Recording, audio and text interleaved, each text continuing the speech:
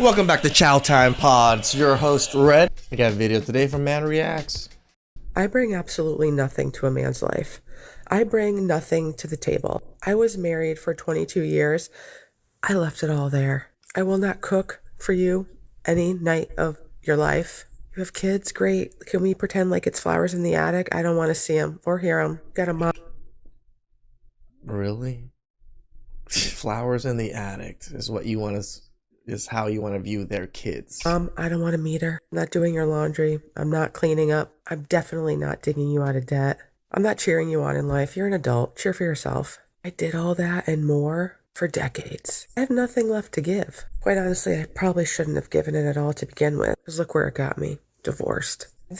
I'm almost positive you chose divorce, so congratulations. You played yourself. Stage in the game, post-divorce, adult children. No man wants me. I'm nothing more than just a warm body. That's it. Just over there in the corner, a warm body. I don't ask for anything, and I give even less than I ask for. So really, what's the point? We can just look at each other, take up space in the same house. The only real at least she's aware you're useless and no man wants you. benefit I see is sort of like a in-person life alert. You know, if I see you go down, I'll call 911.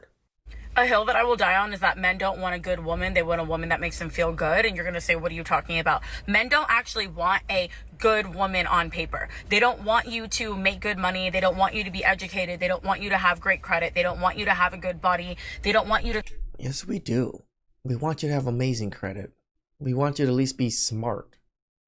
Like, we care a lot about these things. It's just not the main forefront of, are you beautiful? Cook. They don't want you to clean. They don't want any of that. They don't want a quote unquote good woman, because then it forces them to rise to the occasion because you already have all of those things. So now he feels pressure. Now he feels unworthy. Now he feels insecure. And he also knows that a good woman is going to leave. No, we just hate the entitlement attitude that you're displaying right now just because you have those things. Him. And so every day he sits there and he has a fear that another man is going to come and steal you from him. So then he goes and he acts weird to you and he cheats on you. When I say that men want a woman that makes them feel good, so they're scared of losing you. That's why they cheat on you. Right.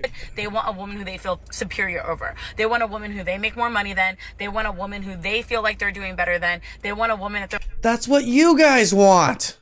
Have you guys ever... I've never once heard a woman say, I want a man make less money than me. Like, well, who's gonna want this bitch? Who's gonna want this fat, ugly bitch with stretch marks with kids? No one's gonna want you, but that's why they want you. It's the rude awakening that men have needed for thousands of years. I have 4 big things to say about this, but first of all, I'm not quite sure where this belief came from that if more women divorce their husbands, that these men are just going to believe that it was all their fault and they're going to grow and get better. No, there's never just fault on one side, and men know that. Second of all, most men that go through divorce end up losing a lot in the form of lost time with their children and financially through spousal support and child support. So many men just feel victimized by the court system. Thirdly, a lot of these men that get put through the ringer, they eventually build themselves back and they realize that they're a lot happier being single. It's pretty happy. Actually a lot more peaceful for them. And fourthly and lastly, a lot of men never want to get married again or in the first place because they hear women... I'm in that boat now, guys. I'm just like very teeter-tottery, like, damn, I do want a family, I do want to get married, but do I? You know, like, the more content I make, the more dangers I see, the more I'm so aware of everything. It's just, am I dumb? I might be dumb. Like this, talking about divorce as if it's some sort of punishment for her not being happy, as if his needs and the family's needs have nothing to do with it. And men are smarter than that. Hating your husband? No, I don't think I will, for multiple reasons. Well, first of all, normalizing consistent feelings of hatred towards someone is called Stockholm Syndrome. And to be clear, you're not supposed to have that. It's definitely true that probably every person who's been married or in a long-term relationship has had a moment where they're like, oh my God, I could wring this person's neck. The difference is whether they handle that issue privately or publicly. Because when those feelings are dealt with privately, it can be worked through. But if you let that hatred be shown to the general public for even 1 minute, it will change how they view your spouse forever. Correct. So before you get too cozy marinating in and justifying holding on to one of the worst, most self-sabotaging feelings you could possibly have toward a person who I'm sure if you heard them say that they hated you, you would be crying in fetal position on the floor, just remember you can't put that toothpaste back in the tube. I always say it. You can apologize all you want. They don't have to accept your apology. Let's see. The life of a single man today. A good job, or the independence to work on yourself and find a good job, or start or work on a business. Time to work out and go to the gym. Time to... Like, I barely have even time to work out. Like, that, my fat ass has been... I eat a donut every day. That's the other fat assery of me. Because I have to try out the donuts. Like, to make sure my baker is making... like good donuts, so I eat a donut a day. Guys, I'm fucking getting fat. Run, eat well, travel, meet friends, have a good nightlife, date women, and above all, be free of the stress that comes with being married to a modern woman. Compare this to the life of a married man. No time for anything. Constantly being told how you're not enough and not doing what you should be doing. Living in utter misery. Not being able to visit friends or have time to work out because you have an insecure, clingy, modern woman who doesn't want you to elevate your life because she's incapable of handling her emotions. That's the story, and that's the reality. Are women today still interested in marriage? 100%. What percentage of modern women are marriage material? 90%. 25%, really? Okay, maybe like I'd 70? Say It's 5%, according to the studies. say like 75. 75, okay. What does it mean to be marriage material? I think it just means to like, if you love your man enough and like you respect each other on like They have no clue. a personal and emotional level. You have to have the person that you want to love and be with for the rest of your life. That's it. That's exactly what they think marriage is. They don't think there's any duties or anything involved. That's because that's what they have to do, right? They're projecting what they have to do. That's all that Nothing. matters. Not cheating, that's a big one. Being I loyal. think just as long as you like genuinely love the person you're with, you can make anything work. So, how many modern women do you think are really marriage material? 5. The fact that modern women dread their own life cycle and the biological clock is a major factor that drives their relationship and mating decisions. Men reach their prime years later and for a longer period of time than women do. The prime years for women are 18 to 22. During these times, they are practically at the top of the market and are at their most alluring. A woman may hook up with anyone and get into relationships with just about any male throughout that period. Does money have a factor in you just being like, I guess, a trad wife? What do you mean? Like, does your husband make really good money? Yeah, so he makes really good money. Okay. He provides for the family. Okay. I don't have to worry about money whatsoever. Now, if you were with a man that didn't make good money, would you still be that? Yes, I would. I don't think that's everything, but I do think, like, as women, we're looking for a provider and a protector, and since my husband fully provides for me and my daughter, I'm able to fully walk in my role as a woman, being feminine, being able to take care of the home and being a homemaker. So I'm happier because I'm able to correctly walk in my role as a feminine woman. A lady may have whatever sort of man she wants, and men will offer her the attention she And those are the type of women they're going to get the man they want. desires. That is the strength of her when she is at her best. Despite what they may try to convince you, women are attention-seeking beings. Although they won't accept it, they biologically require this. They want a man to want her, because it will give her the thrill of approval she needs. A woman will always look for external approval throughout her life, and never be happy about the approval she will get. As a result, a woman is unquestionably at her best during the years when she has the most power over men. It is the perfect period in their life, especially for gorgeous ladies. But what occurs as they get older? Between the ages of 30 and 55, and occasionally even longer, men are at their most attractive.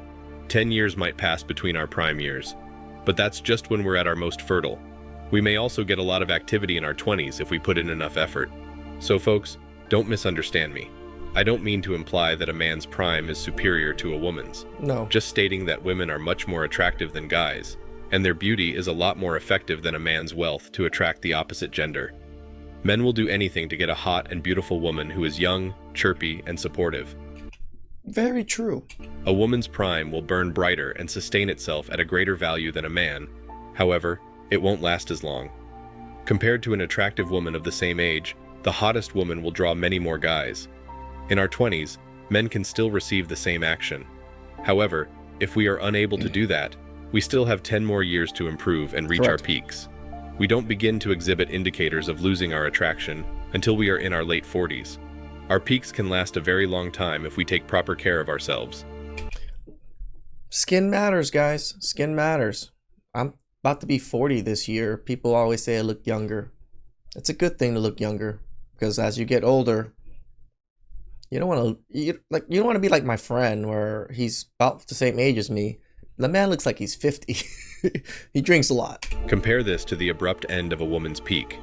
One day she has access to whatever male she wants to hook up with, and everyone is staring at her. She is being pursued by every man, and all of a sudden, she has nothing left. Correct. There is no elegant aging for women. There is no... You know that whole, oh, don't ever open this door, and then you keep opening the door and you keep giving it a better life. And then, oh, there's another door, stop opening it, don't keep opening it until there, and then you do it until there's a better life. And then at the end, you keep doing it and then you end up with nothing. That's pretty much the proverb of modern women. It's just not enough. They keep wanting more and more and more until they end up with nothing, because they became too greedy. Embracing her age and ebbing into her later years. Women age like milk, but men age like wine, as the saying goes. Women begin to pale and lose their shine once they reach their 30s. They still receive attention from men, so it's not like they aren't, but the ones she does receive are of poor quality. She is being overshadowed by younger women. Perhaps some older ladies are still quite appealing at the age of 42. She will, however, never look as lovely as she did when she was 22. Men only get more attractive as they get older. In their late teens and early 20s, women reach their prime. When they reach their 30s, they continue to think like adolescents.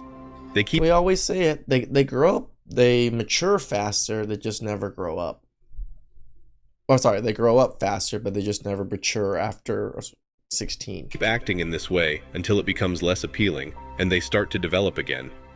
Modern ladies seem like big infants as a result. They're still thinking like the immature 23-year-olds they once were at that age, therefore it's just too late. Older women who were previously gorgeous are now bothersome because of this. The majority of older women who were formerly attractive are twice as difficult to get laid. True. Women do not improve with age, but men do.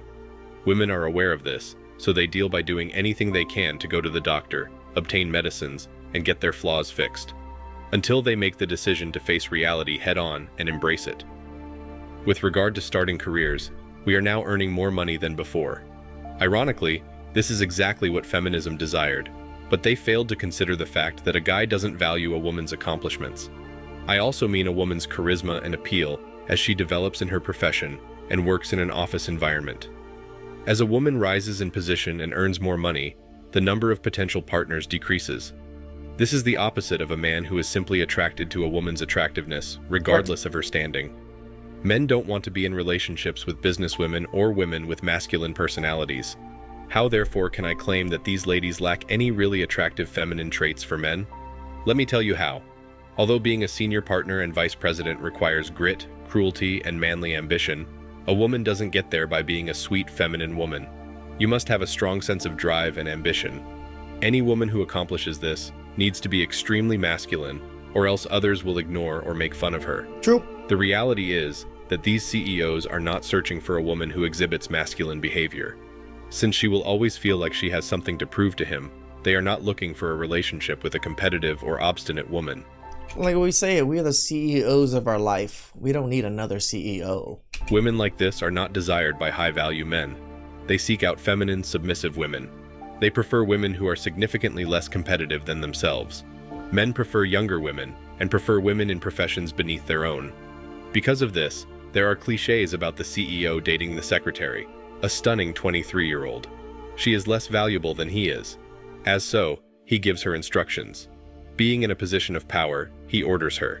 She carries out directives. In general, when men advance in the corporate and commercial domains, women lose interest in them. Additionally, women are by nature that way. They find it difficult to respect and like competitive guys. They are better in terms of workplace dynamics.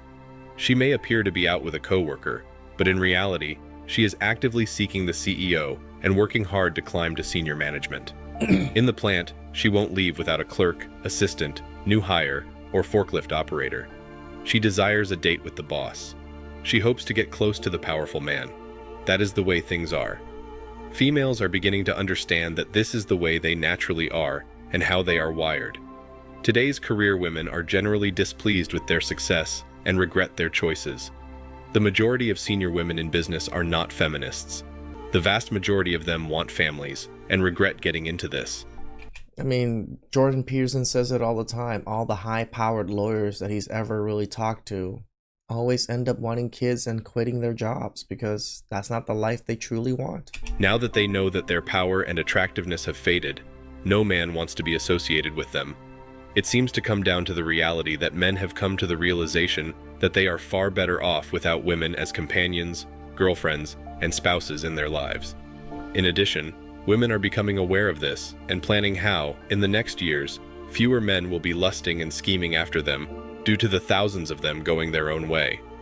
In addition, I believe women are aware that they cannot remain entirely dependent on males throughout their lives. Their strong, independent woman bubble eventually cracks, and they come to see how foolish it was to turn down wonderful men who wanted to have kids with them while they were in their 20s and at the height of their fertility. In general, women are reluctant to acknowledge the reality of this. No matter what they do or who they are, women believe they only deserve the finest. True. They expect it without giving anything back in exchange.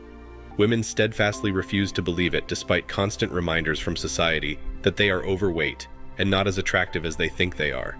Instead, I mean, look at the 2s, the 3s, and the 4s now coming on the internet talking about how they deserve a 100K man, deserve a 6'2" man, deserve more than just the bare minimum. And their bare minimum is normal effort. Encourage insults and male shaming, and they start entire campaigns to uphold their denial. Thank goodness things have changed as a result of the internet. The internet has given everything more context today. It's true. I always say the internet has done good and bad for men. It's shown men true nature of women, right? But it's also made women whole at the same time. So, you give what you take. Please like, subscribe, comment down below. I really appreciate that. And see you guys next time. Ciao.